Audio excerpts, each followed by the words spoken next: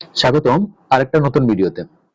আজকের ভিডিওতে আমরা পদার্থবিজ্ঞান প্রথম পত্র ভেক্টর অধ্যায়ের ময়মনসিংহ বোর্ড 2024 সৃজনশীল প্রশ্ন সমাধান করব। আমরা এর আগের ভিডিওতেও ময়মনসিংহ বোর্ড 2024 সমাধান করছিলাম। ওইটা মানে ভেক্টর অধ্যায় থেকে ময়মনসিংহ বোর্ড 2024 এ দুইটা প্রশ্ন আসছিল। তো আমরা একটা গত ভিডিওতে সমাধান করছি, আজকে আরেকটা ভিডিও, এই ভিডিওতে আজকে আরেকটা প্রশ্ন আমরা সমাধান করব।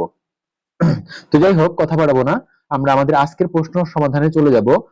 প্রশ্ন সমাধানে চলে যাওয়ার আগে একটা ছোট্ট বিষয়, বাট গুরুত্বপূর্ণ বিষয়, যে আমাদের ফেসবুক পেজ, গ্রুপ এবং ইউটিউব সেটা কিন্তু আমার h.s.c মানে HSC সায়েন্স কেয়ার এই নামে আছে। তো যারা আমাদের ফেসবুকে নেই তারা ফেসবুক পেজটা ফলো দিয়ে রেখো, বিকজ এখানে কিন্তু আমাদের নিয়মিত লাইভ ক্লাস হচ্ছে, তারপরে ভিডিও যাচ্ছে, এবং গ্রুপে অ্যাড হয়ে যাও, এবং অবশ্যই আমাদের ইউটিউব চ্যানেলটা সাবস্ক্রাইব করে রাখবা এবং বেল আইকনটা প্রেস করে রাখবা, তাহলে যে কোনো নোটিফিকেশন তোমার কাছে আগে চলে যাবে সরি। এবং অবশ্যই তুমি উপকৃত হবা, কারণ আমাদের এখানে এখন সকল এই যে ফিজিক্স, কেমিস্ট্রি, ম্যাথ, বায়োলজি এই ধরনের এই সাবজেক্টগুলোর মানে সকল বোর্ডের সকল সৃজনশীল প্রশ্ন বা এমসিকিউ প্রশ্ন ব্যাখ্যা সহ সমাধান করে এখানে আপলোড করা হচ্ছে। এবং সেই সাথে তো তোমার যে একাডেমিক ক্লাসগুলো তো যাচ্ছেই। তো অবশ্যই তোমরা ইউটিউব চ্যানেলটা সাবস্ক্রাইব করে রাখবে, আর যদি ভালো লাগে তাহলে ফ্রেন্ডদের সাথে শেয়ার করতে পারো। ওকে, তো আমরা আমাদের আজকের প্রশ্নে চলে যাব। এখন আমরা আমাদের আজকের যে প্রশ্নটা সেই প্রশ্ন সমাধানে চলে যাব। তো দেখো, এখানে একটা উদ্দীপক দেওয়া আছে। উদ্দীপকটাতে বলা হয়েছে যে এ একটা ভেক্টর, এ ভেক্টর, এই যে এই এ vector equal two 2i cap minus 3j cap plus k cap দেওয়া আছে, এবং বি আর একটা ভেক্টর, সেই ভেক্টরটা হচ্ছে 3i cap minus j cap plus 5k cap, এবং সি আর একটা vector 3i cap plus 2j cap minus 4k cap. Vector তিনটি একটি ত্রিভুজের বাহু নির্দেশ করে। ঠিক আছে, একটা ত্রিভুজের বাহু নির্দেশ করে, মানে ব্যাপারটা এরকম। আচ্ছা, আমি তোমাকে একটু পরে উদ্দীপকটা বুঝাচ্ছি। এখন এখানে দেখো বলছে পরম আর্দ্রতা কি। প্রথম প্রশ্নটা বলছে যে পরম আর্দ্রতা কি। দেখো, আমি নরমালি বলছিলাম যে একটা সৃজনশীল প্রশ্নের ক এবং খ এটা উদ্দীপকের বাইরে থাকে, উদ্দীপকের সাথে সম্পর্কিত থাকে না, এটা নরমালি উদ্দীপকের বাইরে থেকে প্রশ্নটা করে। তো এখানে পরম আর্দ্রতা, দেখো আর্দ্রতা মানে হচ্ছে বাতাসের জলীয় বাষ্পের পরিমাণ। ঠিক আছে, বাতাসের জলীয় বাষ্পের পরিমাণটাকে আমরা কি বলি? পরম আর্দ্রতা বলি। ওকে, মনে রাখবা। আচ্ছা, তার মানে কোন একটা নির্দিষ্ট স্থানের মানে নির্দিষ্ট তাপমাত্রায় কোন একটা নির্দিষ্ট স্থানের বায়ুর প্রতি লিটার বায়ুতে যে পরিমাণ জলীয় বাষ্প থাকে সেটাই হচ্ছে আমাদের ওই স্থানের পরম আর্দ্রতা। ওকে, তাহলে কোন একটা মানে এটা ক নাম্বারটা এইভাবে অ্যান্সার করতে পারো তুমি। ক নাম্বার, যে কোন নির্দিষ্ট তাপমাত্রায় নির্দিষ্ট তাপমাত্রায় কোন স্থানের প্রতি লিটার বায়ুতে বায়ুতে উপস্থিত জলীয় বাষ্পের পরিমাণকে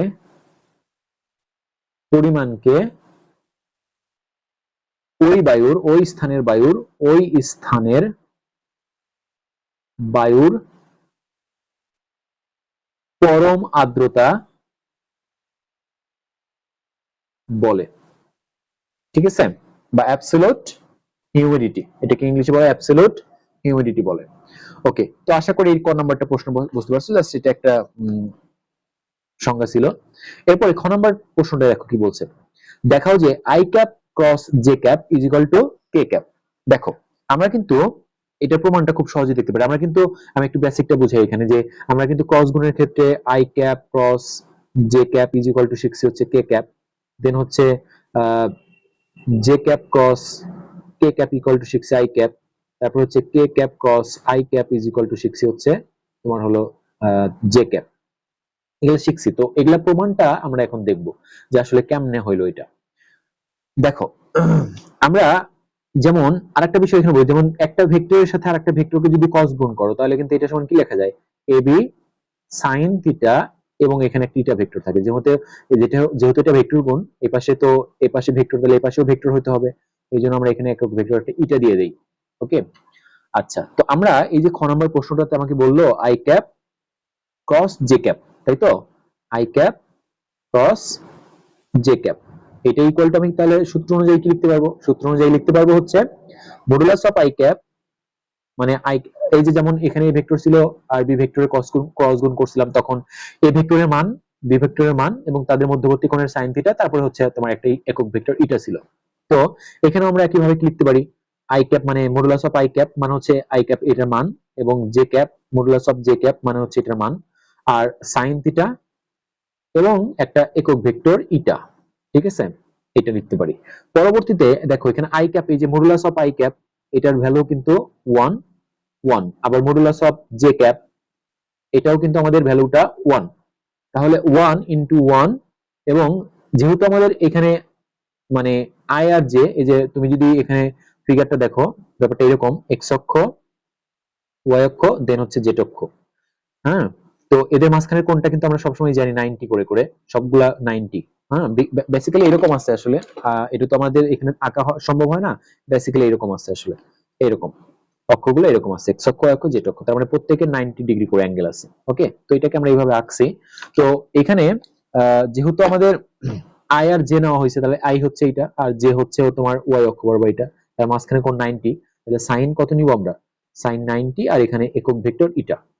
ওকে, এখন একটু বিষয়টা দেখো যে এখানে কিন্তু আমার 1 ইন্টু 1, আবার সাইন 90 এর মানও 1 এবং ইটা থাকতেছে, তার মানে এখানে 1 হয়ে যাচ্ছে, শুধু আমার ইটা ভেক্টরটা থাকতেছে, তার মানে I cap cross j cap এটা ইকুয়াল টু ইটা ভেক্টর পাচ্ছি। এখন দেখো আমাদের ক্রস গুণের আমরা কিন্তু নিয়ম, ক্রস গুণের যেহেতু আমরা ভেক্টর পাচ্ছি, ক্রস গুণে কিন্তু আমরা ভেক্টর পাই, তাই না? তো ক্রস গুণে যদি মানে ক্রস গুণ করার পরে যে রেজাল্টটা পাইলাম সেটা কিন্তু একটা ভেক্টর, তো তার একটা দিক আছে, এই জিনিসটার একটা দিক আছে, এবং এই দিকটা আমরা কেমনে বের করতে পারি? দেখো এই কি মানে আমরাও কিন্তু একটা স্ক্রু নিয়ম অনুযায়ী বের করতে পারি। দেখো একটু চিন্তা করো তো, একটু আমি যেখানে আবারটা দেখাচ্ছি তোমাকে, আমি ধরো এটা আমাদের এক্স অক্ষ, এই যে নীলটা হচ্ছে আমার এক্স অক্ষ, লালটা ওয়াই অক্ষ, আর এটা হচ্ছে আমার জেড অক্ষ। মনে করো এই ইয়েলোটা, আমাদের নীলটা যেটা আছে সেটা হচ্ছে এক্স অক্ষ, আর লাল যেটা আছে সেটা ওয়াই অক্ষ, আর এটা হচ্ছে ধরো জেড অক্ষ। এটা যদি হয় তাহলে দেখো এই যে এটা আই, এটা হচ্ছে আমার, এটা হচ্ছে আমরা ধরছি ওয়াই অক্ষ, ঠিক আছে? বা আচ্ছা, আমি তোমাকে আরো সহজ করার জন্য এটাকে এক্স অক্ষ ধরলাম, এটাকে ওয়াই অক্ষ ধরলাম, নীলটাকে এক্স অক্ষ ধরলাম, ইয়েলোটাকে হলুদটাকে হচ্ছে ওয়াই অক্ষ ধরলাম, আর এটা জেড অক্ষ ধরলাম, এবং এই বরাবর কিন্তু আই ক্যাপ, এই বরাবর হচ্ছে তোমার হলো জে ক্যাপ। তাহলে দেখো তো একটা স্ক্রু ক্যাপ প্রথমে কাকে লিখছে এখানে? I cross J, I cross J লিখছি না? আচ্ছা, তাহলে আই থেকে জে এর দিকে একটা স্ক্রুকে ঘোরাও, স্ক্রুকে যদি ঘোরাও তাহলে এটা কোন অক্ষ বরাবর যাচ্ছে দেখো তো? এটা কিন্তু নিচের দিকে যাবে, নিচের দিকে, কিন্তু কোন অক্ষ বরাবর যাবে? ওয়াই অক্ষ বরাবর যাবে। আই থেকে জে এর দিকে যদি আমি ঘোরাই এরকম করে, আবার যদি এটাকে আমি আই মনে করি, এটাকে যদি জে মনে করি, তাহলে এইভাবে ঘোরাতে হবে এই দিকে, এটা ঘোরালে কিন্তু উপর দিকে উঠে আসবে। দেখো স্ক্রু দেখছো না তোমরা? স্ক্রু আমরা টাইট দেই না এরকম, টাইট দিলে নিচের দিকে যায়, সেটা কি এই এই বরাবর যাবে না? এরকম যদি একটা টাইট দেই এই বরাবর যাবে। তার মানে কি আমার এই যে I cap cross j cap এটার দিক কিন্তু জেড অক্ষ বরাবর। তার মানে এখানে এখানে খেয়াল করো যে এই জিনিসটা যে আই ক্যাপ জে ক্যাপ, এই ক্রস গুণ করছি না, এটা যে এটা সমান ইটা পাইছি, এইটার দিকটা কিন্তু আমার ওয়াই অক্ষ জেড অক্ষ বরাবর পাচ্ছি, জেড অক্ষ বরাবর পাচ্ছি। আর জেড অক্ষ বরাবর কোন ভেক্টর? কে। তার মানে আমরা আসলে এটাকে কি বলতে পারি? I cap cross j cap is equal two আসলে কে বলতে পারি, কিন্তু কে ক্যাপ বলতে পারি, কোনো প্রবলেম নাই আসলে। মানে যেহেতু আমার ওই ওয়াই অক্ষ বরাবর জেড অক্ষ বরাবর হচ্ছে, যেহেতু আমরা এখানে লিখতে পারি যে যেহেতু এটা জেড অক্ষ বরাবর হচ্ছে, জেড অক্ষ বরাবর, আর এই জন্য আমি কি লিখতে পারি? এটা ক্যাপ ইকুয়াল টু কি কে ক্যাপ লিখতে পারি। তো এই যে এখান থেকে আমাদের প্রমাণটা চলে আসলো। তো আমরা এখানে একটু ভাষাটা লিখে দিব, যে এই যে নোটটা লিখে দিব, যেটা এই নোটটা লিখে দিলেও হবে, আর এই যে এই চিত্রগুলো এঁকে দিলেও আরো ভালো। তার মানে এই যে এইটুকু দিলেই আমাদের কিন্তু অ্যান্সারটা হয়ে যাচ্ছে। তোমরা একটু সাজায় গুজায় লিখে নিবা, বেসিক ব্যাখ্যাটা হচ্ছে এটা। তো আশা করি খ নম্বর প্রশ্নটা তোমরা বুঝতে পারছো। এরপরে আমরা চলে যাব হচ্ছে গ নম্বর প্রশ্নে। গ নম্বর প্রশ্নে দেখো বলছে যে এ ভেক্টর মানে হচ্ছে যে এটা 2i cap minus 3j cap plus k cap, এবং বি ভেক্টর এটা হচ্ছে 3 তোমার হচ্ছে যে i cap minus j cap plus k cap. এই এ ভেক্টর এবং বি ভেক্টরকে সন্নিহিত বাহু ধরে সামান্তরিকের ক্ষেত্রফল বের করতে বলছে। তো আমরা দেখো বেসিক বিষয়টা বোঝার চেষ্টা করি আগে। আমরা কিন্তু সবাই জানি যে আমি এই যে এটা দেখো যে একটা ত্রিভুজের, ওরা যেহেতু বলছে যে এইটা হচ্ছে আমার এই যে তিনটা বাহু, এই তিনটা বাহু কিন্তু একটা ত্রিভুজের কি, এই যে এই তিনটা বাহু এ বি, মানে এ ভেক্টর বি ভেক্টর এবং সি ভেক্টর। এই তিনটা বাহু কিন্তু আমাদের তিনটা একটা ত্রিভুজের তিনটা বাহু বরাবর আছে, ঠিক আছে, বাহু বরাবর আছে এটা বলছে।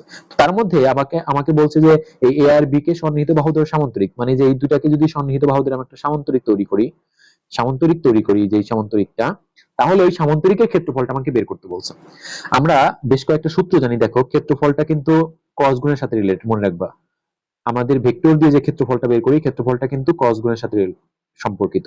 অর্থাৎ আমার যদি একটা ত্রিভুজের সন্নিহিত বাহু দেওয়া থাকে, তাহলে কিন্তু আমরা ক্ষেত্রফল বের করি এভাবে, হাফ গুণন A vector cross B vector, এভাবে বের করি।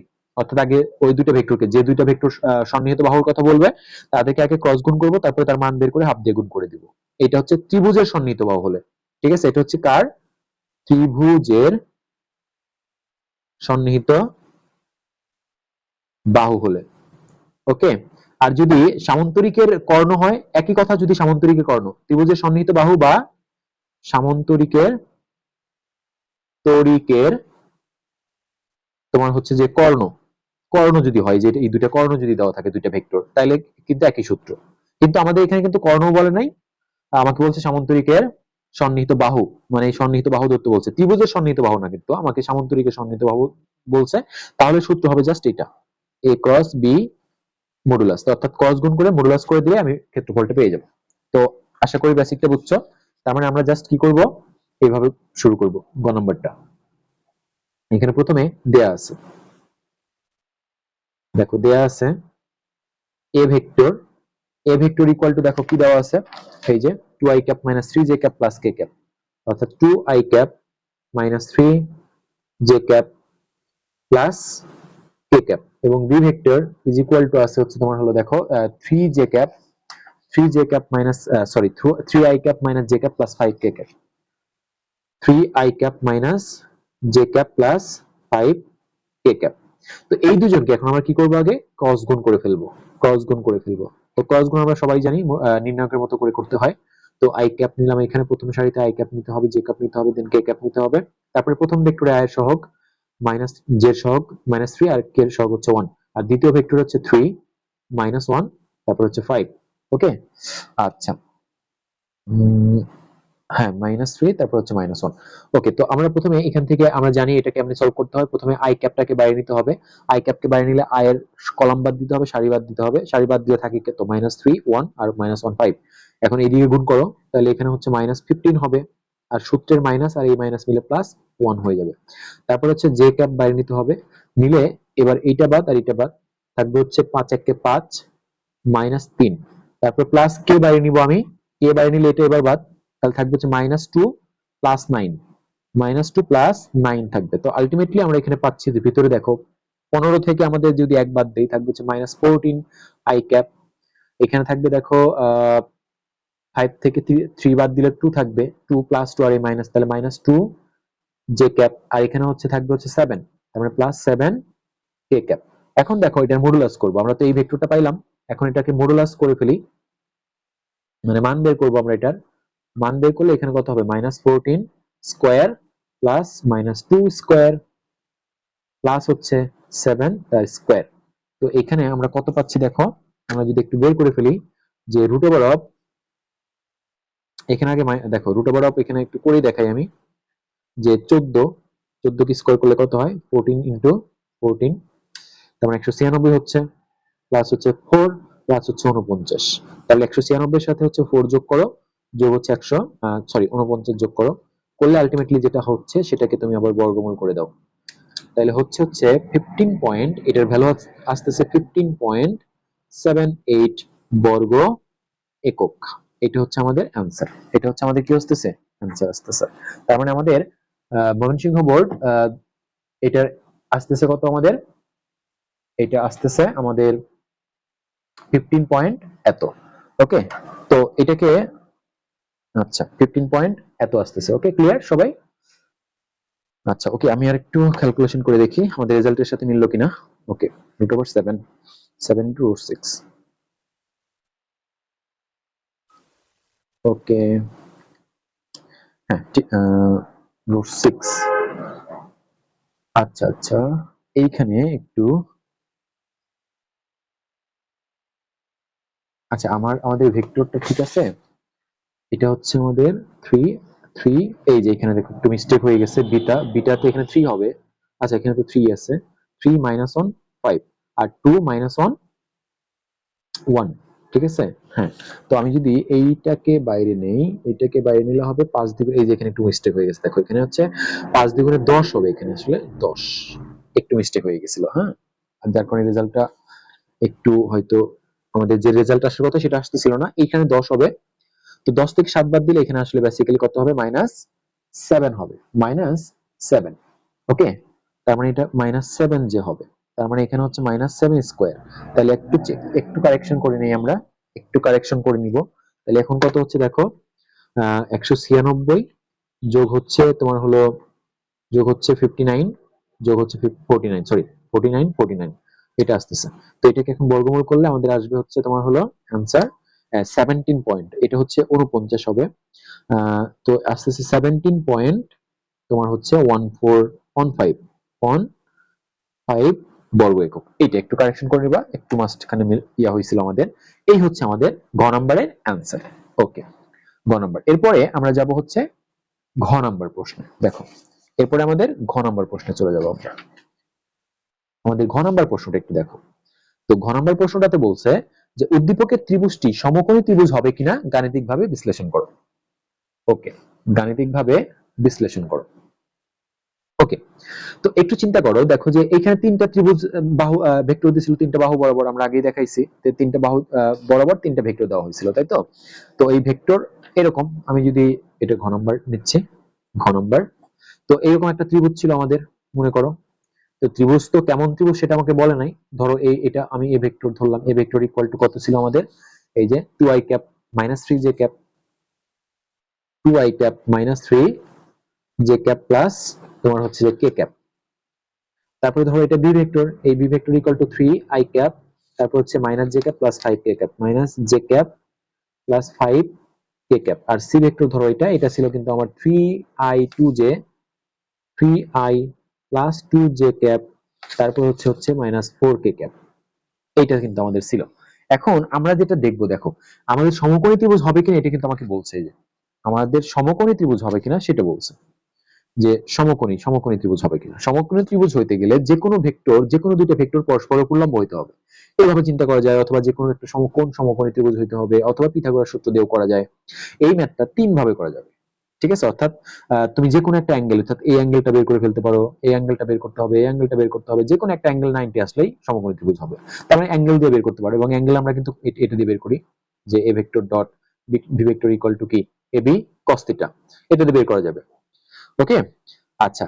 আবার তুমি একইভাবে যে এর সাথে বি নিছো, বির সাথে সি করে, বি আর সি এর মাঝখানের কোণ বের করবা, ঠিক আছে।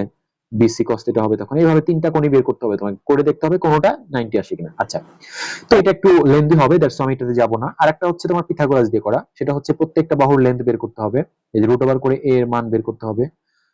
মান বের করলাম, যেমন 2 স্কয়ার, তারপরে মাইনাস 3 স্কয়ার, 3 স্কয়ার, তারপরে কত 1 স্কয়ার, এভাবে করে প্রত্যেকটা বাহুর মান বের করে আমরা বড়টাকে স্কয়ার করে ছোট দুইটার যোগফলের বর্গের সমান হবে কিনা, অর্থাৎ পিথাগোরাস সূত্রটা দেখব।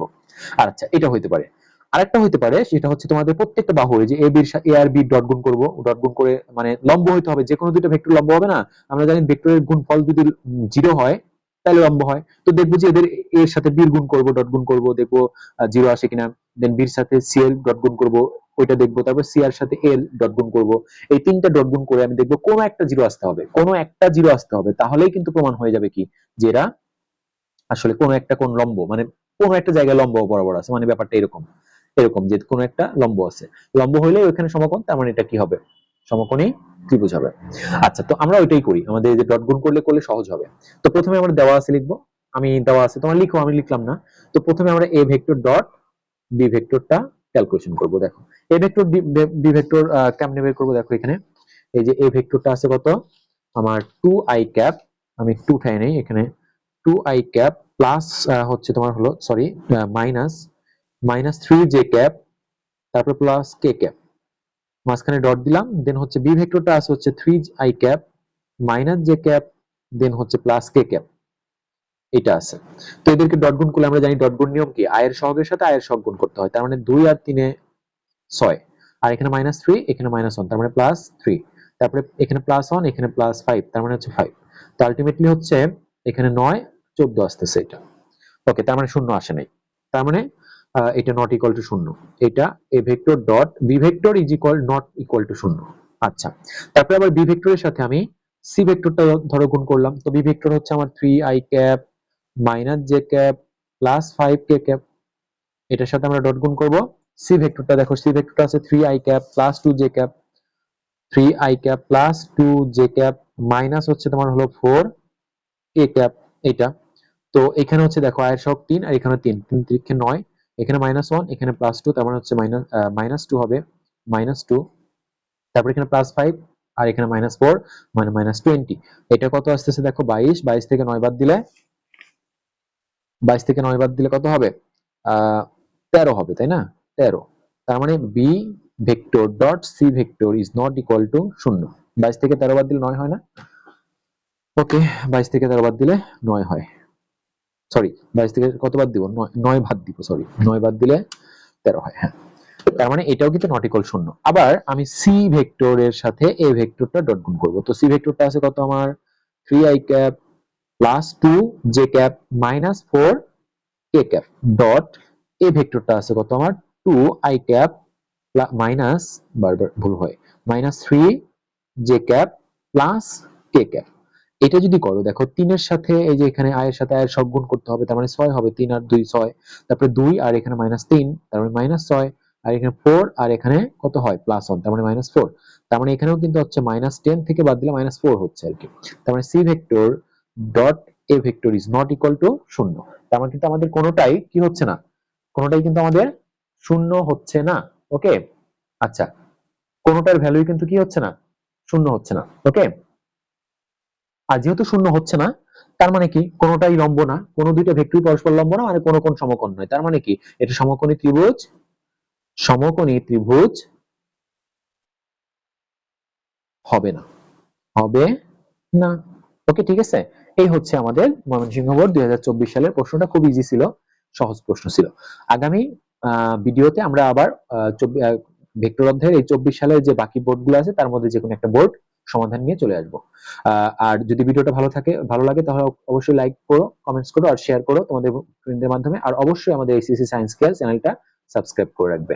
দেখা হচ্ছে পরবর্তী ভিডিওতে, সেই পর্যন্ত সবাই ভালো থাকো। আল্লাহ হাফেজ।